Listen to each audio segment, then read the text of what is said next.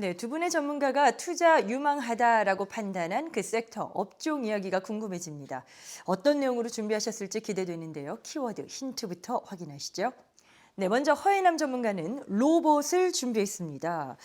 최근에 로봇주는 계속해서 꾸준한 관심을 받고 있는 관심 섹터기도 하죠. 로봇 하면 떠오르는 단어가 저는 일단 휴머노이드라는 단어가 떠오르거든요. 이쪽에 대해서 성장성, 그 기대감이 상당하잖아요. 네, 말씀하신 대로 올해 그 시장을 주도하는 섹터 중에서도 이제 휴머노이드라는 키워드가 상당히 자주 등장을 하고 네. 있습니다. 그 로봇 시장의 휴머노이드의 로봇 시장이 향후 10년간 27배 규모로 좀 확대될 전망인데 23년 24억 3천만 달러에서 이제 32년에는 660억 달러까지 이제 성장될 거라고 이제 평가가 되고 있습니다. 이를 이제 연평균 성장률로 이제 그 환산했을 때는 45.5%까지 좀 높은 숫자가 나오고 있습니다. 네. 네, 이를 통해서 이제 결국에는 이제 자동차의 자율주행이나 제조 공정에서도 이제 크게 이제 활용될 거라고도 이제 볼 수가 있겠습니다. 이제 글로벌 빅테크 기업들 그리고 또 이제 자동차 기업들이 발빠르게 이제 개발에 착수하고 있는데 우선 이제 현대차는 2020년 미국 로봇 기업인 보스턴 다이나믹스를 인수해서 이제 관련 기술을 우선 확보하고 있습니다. 작년 10월에는 일본 도요타 범용 휴머노이드 로봇을 이제 공동 개발하기로 추가적으로 또 계획까지 이제 발표를 했습니다. 네. 미국 테슬라 같은 경우도 이제 행보를 빠르게 이어가고 있는데 테슬라뿐만이 아니라 뭐 중국 샤오펑 그리고 또 샤오미도 자동차 공정에 자체 개발한 휴머노이드 로봇을 이제 투입하기 시작했습니다. 이런 전체적인 글로벌 경쟁에 맞춰서 이제 국내 기업들도 이제 연합을 통해서 이제 대응하는 그런 모습까지 나오고 있는데 LG전자 그리고 또 두산 로보틱스 그리고 또 레인보우 로보틱스가 이제 참여한 K 휴머노이드 연합까지도 이제 달성이 됐습니다. 이런 2030년까지 이제 민간이 합쳐서 이제 1조 원 정도까지 투자 계획도 이제 발표했습니다. 이 휴머노이드에 대해서 최근에 그 분위기를 진단을 해주셨는데 미국 쪽이 기술 개발에 가장 또 선두주자로 나서고 있고요. 특히나 테슬라, 엔비디아가 이 휴머노이드 관련해서 가장 또 열심히 그 행보를 보여주고 있잖아요. 네, 역시 이제 테슬라, 엔비디아 양대 축이라고 보시면 되겠는데요. 우선 첫 번째로 이제 테슬라는 일찌감치 이제 인간 형태의 휴머노이드 로봇을 이제 생산에 투입하겠다고 이제 예고를 했습니다.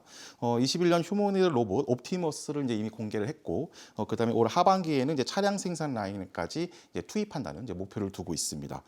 추가적으로 26년 하반기에는 이 옵티머스를 이제 타 기업한테까지 이제 공개한다는 또 계획도 이제 말을 했습니다. 엔비디아도 이런 행보들을 똑같이 이제 이어가고 있는데 3월에 열린 GTC 2025에서 이제 자사 AI 칩을 이제 기반으로 한 개방형 휴머노이드 모델을 공개를 했고 그리고 또 AI 개발 플랫폼인 이제 코스모스까지 이제 공개를 이제 한 상태입니다. 지금 말씀하신 테슬라도 그렇고요. 사실 이쪽이 로봇 사업에도 적극적으로 뛰어들고 있지만 전기차 대표 글로벌 업체입니다. 그렇다 보니까 이 전기차 캐즘 때문에 좀 둔화됐었던 그 관심이 떨어졌었던 2차 전지가 이런 로봇 쪽을 바탕으로 해서 다시 한번 부각되지 않을까. 이런 기대감이 또 일각에선 제기되고 있더라고요. 어떻게 네, 생각하세요? 결국에 이제 로봇과 이제 그 전기차의 이제 그 접목 때문에 이제 그런 관심도가 다시 한번 좀 늘어나고는 있긴 한데요. 네. 이제 테슬라와 BYD 등 그 글로벌 전기차 업체들이 이제 사업에 뛰어들면서 이제 관심도가 좀 증가되는 분위기입니다. 또 앞서 말씀드린 대로 이제 테슬라의 이제 그 옵티머스 공개로 인해서 기대감은 조금 더 확대되고 있는데 일단 2차 전지 전체적인 그 추세의 흐름을 보면 재작년까지의 좀 상승 시장을 좀 주도했었고 거의 이제 2년 가까이 하락 추세를 이제 이어가고 있습니다. 그렇죠. 네, 네. 따라서 이제 낙폭 과대에 대한 관점과 그다음에 또 추가 하락은 제한적이라는 그 평가는 있지만 아직까지 좀 시장의 주도로서 다시 한번 전환될 수 있는 그런 모멘텀은 이제 확보되지 않고 있습니다. 우선 이제 작년 LG 에너지 솔루션이 이제 전기차 캐즘에도 시장 기대치를 웃돈 3분기 실적 발표를 하면서 말씀드린 것처럼 이제 하단 지지력을 확보했으나 좀 더 다시 한번 상승 추세의 전환이라든가 좀 시장의 좀 탄력성을 확보하기 위해서는 향후 좀 이런 좀 모멘텀 또 새로운 모멘텀이 좀 필요하다 보시면 되겠습니다. 네. 자, 계속해서 이제 허인남 전문가님께 여쭤보고 싶은 건 테슬라와 엔비디아가 휴머노이드 이런 사업에도 관련된 그 발전에도 적극적으로 뛰어들고 있다라고 하셨는데 중국 얘기를 또 안 할 수가 없는 게요. 네. 중국 쪽의 기술력도 상당히 많이 따라오고 있지 않습니까? 엄청나다라는 느낌을 많이들 받으실 텐데 중국 쪽이 이쪽 산업을 장악할 뭐 그럴 가능성도 있을까요? 네, 충분히 가능성이 있고 또 현재 이제 시장의 평가에서는 이제 미국보다는 아직까지는 중국이 좀 앞서 있다라는 그런 또 시선이 좀 제기되고 있습니다. 그 중국 로봇 파워를 대표하는 기업 중에 하나가 이제 유니트리인데요. 쿵푸 동작을 하고 사람처럼 춤추는 로봇의 모습을 이제 지속적으로 계속 재현을 시키고 있습니다. 여기 추가적으로 엣지봇 그리고 또 유비테크 등 많은 중국 스타트업들도 이제 휴머노이드 로봇 기술을 하나씩 이제 공개를 하고 있습니다. 최근의 행사였던 이제 2월 중국 춘절 갈라 행사에서 유니트리 로봇 16대가 춤을 추는 모습이 이제 생중계됐는데 네. 이런 모습이 결국에는 이제 중국의 역량을 이제 상징적으로 보여줬다고 이제 아. 보시면 되겠습니다. 이렇게 이제 중국이 현재까지는 이제 미국보다 앞서 있다고 우리가 평가할 수 있는 이유는 결국에는 이제 전자 전기차에 대한 종합적인 공급망 확보라고 보시면 되겠는데 이런 많은 부품들이 이미 중국에서는 이제 생산되고 있고 또 전기차에 사용되고 있기 때문이라고 보시면 되겠습니다. 여기에 해당되는 것들이 이제 액추에이터 그리고 네. 또 배터리, 라이더와 같은 이런 비전 시스템도 종합적으로 이제 포함이 되고 있습니다. 또 추가적으로 이제 중국 정부가 이쪽 산업에 대해서 적극적인 이제 그 정책 지원을 하고 있기 때문에 향후 또 중국의 또 이 시장에서의 주도력은 좀 지속될 가능성이 이제 높다고 보시면 되겠습니다. 네. 왜 로봇주를 주목해야 하는가? 허예남 전문가와 함께 투자의 이유, 관심을 가져볼 만한 이유에 대해서 살펴보고 있습니다. 계속해서 허예남 전문가의 투자 의견 궁금하신 분들 카카오 채널에서 필살기 고수 외전을 검색해서 친구 추가하시면 그 내용 확인 가능하다는 점 말씀드립니다. 그리고 저희가 잠시 후에 이 섹터에 이어서 픽까지 어떤 관심주가 있는지까지 탑픽이 제시되니까요. 계속해서 함께해 주시길 바랍니다. 자, 이번엔 장영환 전문가의 의견으로 넘어가 보도록 하겠습니다. 어떤 섹터를 주의 깊게 좀 보자라고 하셨을까요? 힌트 보시죠. 자, 이번엔 내수주, 방어주 성격의 내수주를 제시하셨는데요. 아무래도 뭐 여러 가지 변동성이 있기 때문에 이렇게 근거를 제시하시는 걸까요? 그렇죠. 그 최근에 관세 전쟁이라든지 무역 분쟁 때문에 시장의 변동성이 어마어마하게 커진 상태입니다. 저도 이제 리스크를 싫어하는 사람의 한 사람으로서 그렇다면 이런 상황에서도 관세 전쟁을 좀 피해갈 수 있는 그런 주식은 어떤 것들이 있을까라고 고민한 터에 네. 이런 내수주 같은 것들이 내수주나 이제 음식료 업종 이런 것들이 좀 경기에 민감하게 반응하지 않기 때문에 여러분들한테 이제 가져왔는데요. 그나마 이제 우리나라에서 다행인 거는 우리나라 수출의 대부분 많은 부분을 차지하고 있는 중국 시장이 한한령을 해제하는 분위기가 있습니다. 현재. 그렇죠. 네. 그리고 또 이제 GDP가 그렇게 미국의 그 보복 관세에도 불구하고 5%대가 넘는 그런 안정적인 그런 상황을 보여주고 있기 때문에 이런 기대 심리가 작용해서 한류의 흐름을 기댄 한류형 내수 소비재 등이 기지개를 켜고 있습니다. 특히 저는 K푸드를 선도하는 회사를 눈여겨보고 있는데요. 식품 쪽이요. 네, 관세 폭탄에도 불구하고 단가가 낮은 필수 소비재 식품들은 오히려 이런 시기에 소비자들에게 부담을 주지 않고 다가설 수 있다고 생각합니다. 이미 전 세계적으로 한국 식품들은 품질과 가격 경쟁력 면에서 입증이 되었기 때문에 관세 전쟁에서 충분히 그 진가를 발휘할 것이라고 생각을 합니다. 정말 최근에 내수주 가운데서도 말씀하신 그 식품 쪽 관련된 K푸드에 대한 기대감이 상당한 것 같습니다. 네. 지금 보면 뭐 가격 인상도 있었고요. 이런 거에 발맞춰서 뭔가 실적이 좋아지지 않겠느냐 이런 심리도 크게 작용하는 것 같아요. 예, 맞습니다. 그 관세 폭탄에도 불구하고 실적이 계속적으로 향상되고 있는 식품주들이 많이 있는데 이 식품이라는 것은 필수 소비재라서 경기 변동에도 거의 영향을 받지 않습니다.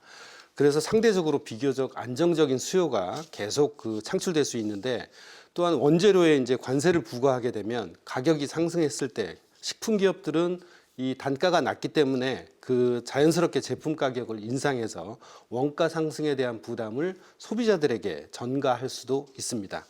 삼양식품의 경우에는 네덜란드에서 여러분들도 보셨겠지만 불닭볶음면을 판매 중지시키는 웃지 못할 해프닝도 발생을 해서 네. 오히려 전 세계 뉴스에 불닭볶음면을 홍보해주는 그런 반전이 일어나기도 했습니다. 그래서 매출이 엄청나게 상승하는 뜻하지 않던 결과를 가져다 주었기 때문에 창사 이래 최고의 주가인 100만 원도 뚫고 상승했던 적도 있습니다. 네. 또한 2025년 매출은 약 한 2조 4,199억 원에 영업이익은 4,751억 원 정도로 이는 전년 대비 약 40%씩 증가한 수치고요. 대표적인 식품 기업 오리온 역시 연초 대비 약 17% 정도 주가가 상승했고 2025년 매출 5조 원, 영업이익 1조 원을 목표로 하고 있으면서 러시아하고 베트남에서 2,400억 또는 1,300억 정도를 투자해서 생산 시설을 역시 수요에 맞춰서 확충시키고 있는 상황입니다. 유통 관련해서 여쭤보고 싶은 게 홈플러스 이슈가 있습니다. 다들 아시는 것처럼 기업 회생 절차 소식이 있었기 때문에 유통업계 경쟁격이죠. 롯데쇼핑, 이마트 이쪽에서 반사이익을 또 상당히 봤단 말이죠. 네. 뭐 반사이익 기대감이 계속해서 좀 더 이어질 수 있다 보세요? 네, 홈플러스가 국내에서 그 오프라인 대형 매장으로서는 굉장히 큰 입지를 차지하고 있었던 건 사실입니다. 근데 이제 기업 회생 절차를 도입함으로써 국내 대형마트 3군데 중에 한 군데가 지금 휘청거리고 있는 상황이죠. 네. 단기적으로는 두 회사인 조금 전에 말씀하신 이마트와 롯데쇼핑의 반사이익을 가져다 주었고요. 이마트는 홈플 사태 직후 2025년 3월 기준에 1, 2주간 매장 고객 수가 전년 동기 대비 한 3% 정도 증가를 했다고 합니다. 과일이나 채소, 축산 등 주요 상품군 매출은 5에서 14% 정도 증가했으니까 그 홈플의 그 반사이익을 보고 있는 건 맞습니다.